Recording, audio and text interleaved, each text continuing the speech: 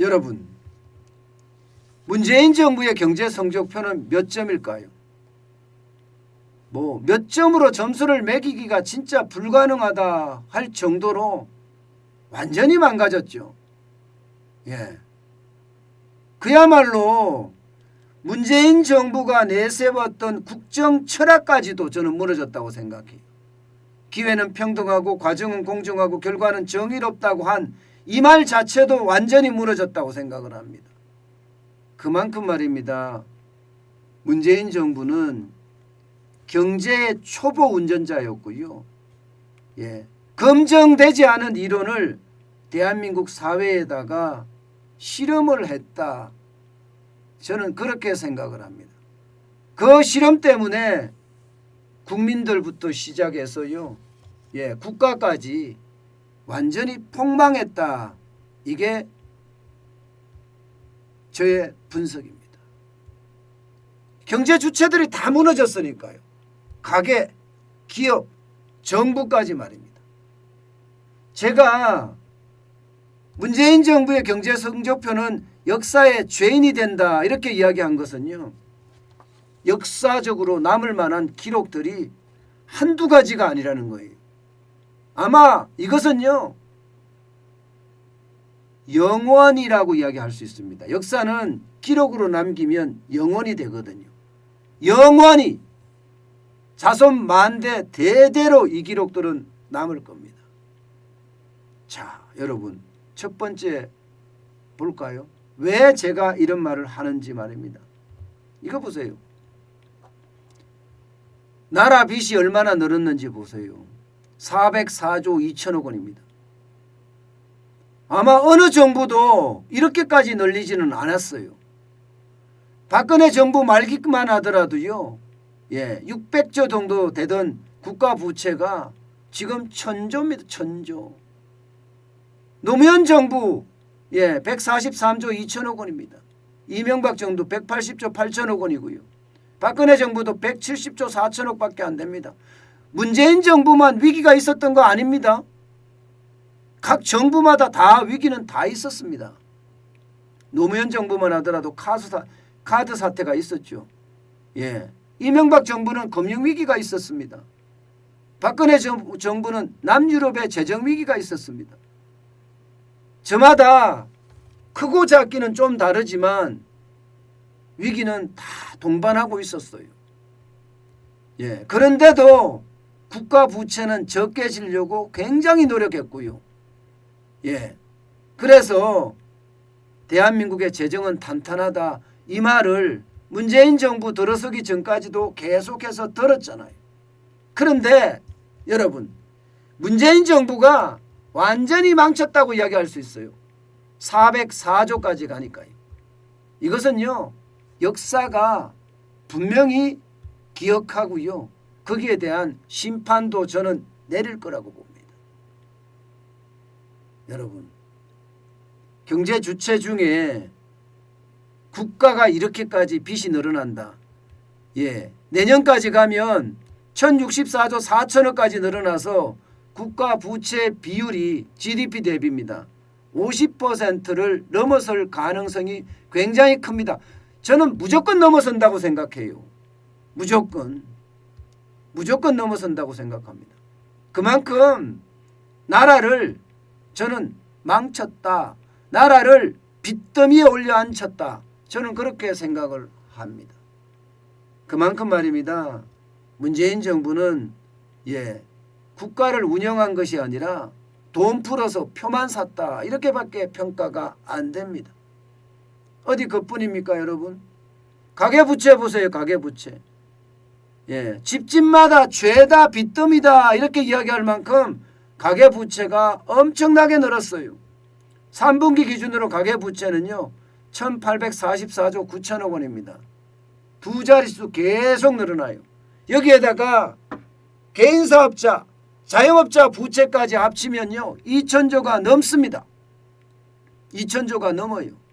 그러면 GDP 2020년도 GDP가 1933조 정도 되거든요. GDP보다 훨씬 많다는 거예요. 가계부채가. 한 나라 국민이 한 해 동안 총 생산하는 액수보다가 가계부채가 더 많다는 건 이것은 나라를 제대로 운영하지 못했다는 겁니다. 게다가 마지막 경제 주체라고 하는 기업은 어떻습니까? 기업은 초토화예요. 초토화. 2021년 2분기에 보면 2220조 3천억 원입니다. 이게 2분기 기준입니다. 2220조 3천억 원이라는 것은 여러분 한나라가 생산하는 국내 총생산 1933조보다는 얼마나 많습니까? 엄청나게 많죠.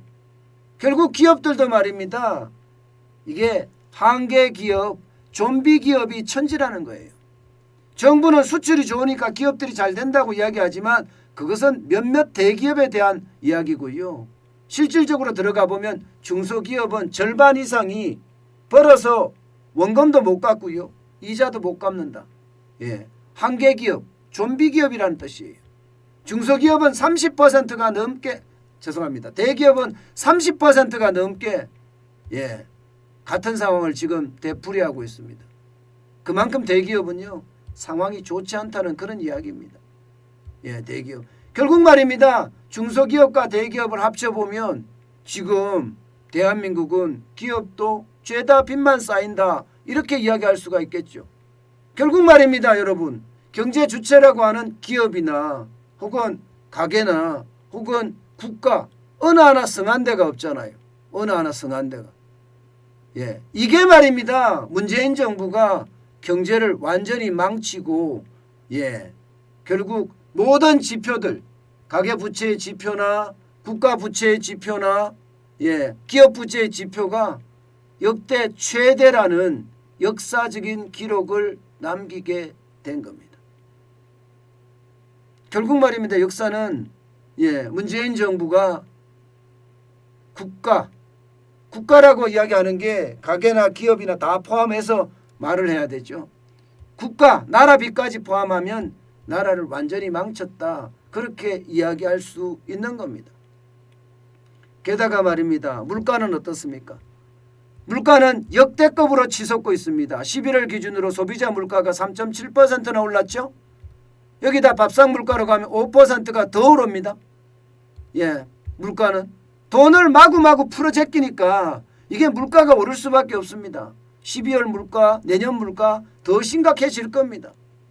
어디 그뿐입니까? 집값은 2배나 폭등했어요. 올해만 하더라도 14.97%가 올랐고요. 문재인 정부 들어와서 집값이 서울 집값이 2배, 2배가 폭등할 정도로 집값은 상상을 초월할 정도로 올랐어요. 이것뿐만 아닙니다. 청년 일자리는요. 청년 일자리는 완전 망쳤다고 이야기할 수가 있죠. 지금 청년 4명 중에 1명은요.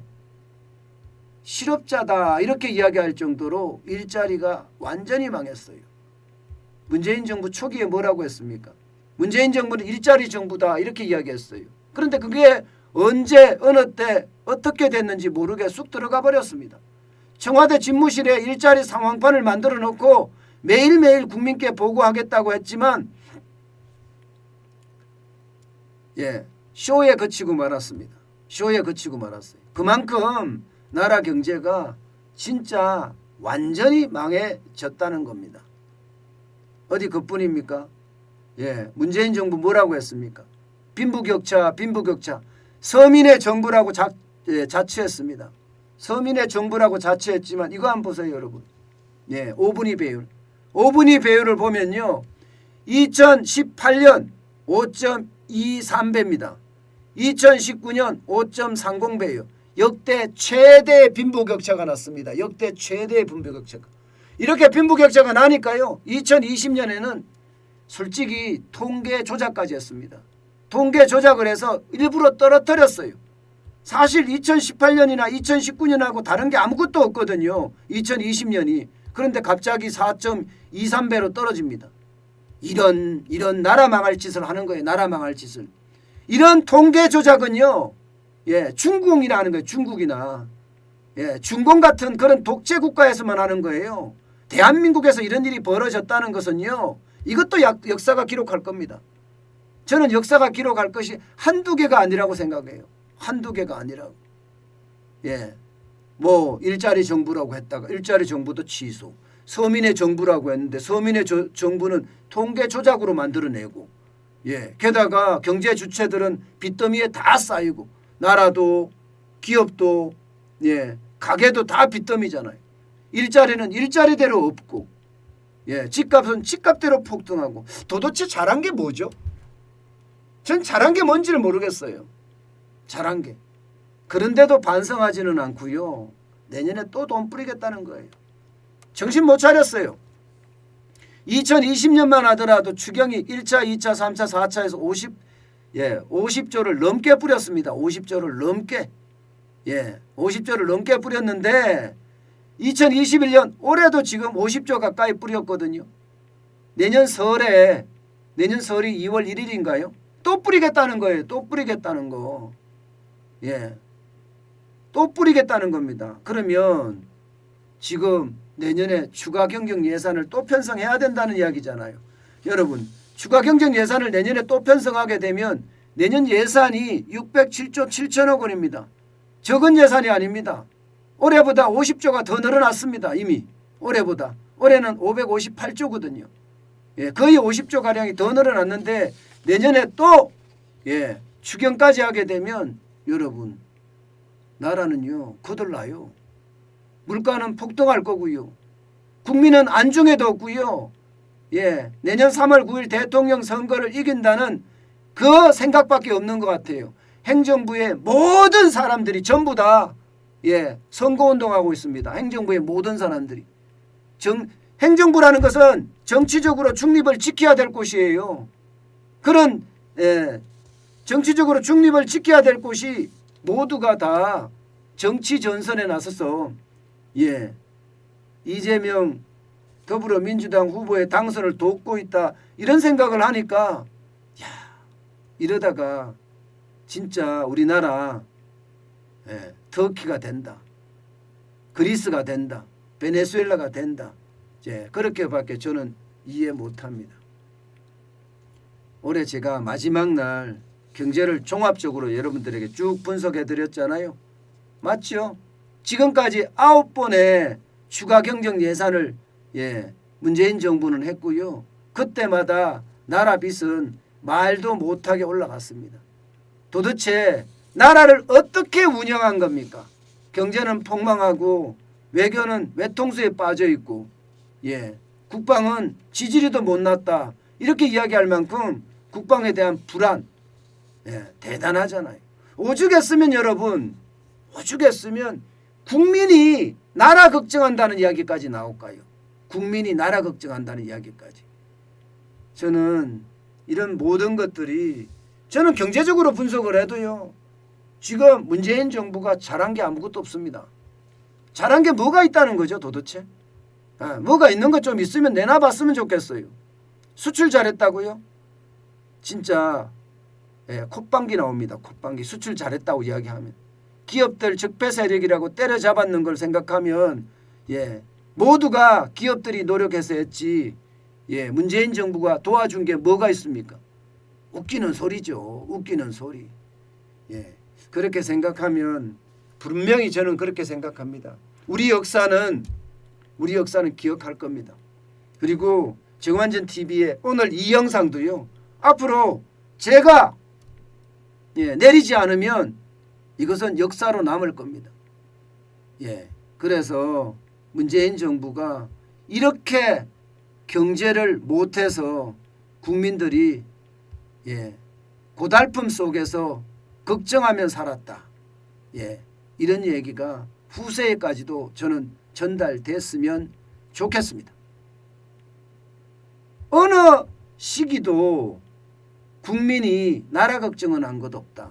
나라가 국민을 걱정할지언정 국민이 나라 걱정하는 것은 문재인 정부가 최초가 아닐까. 저는 그렇게 생각합니다.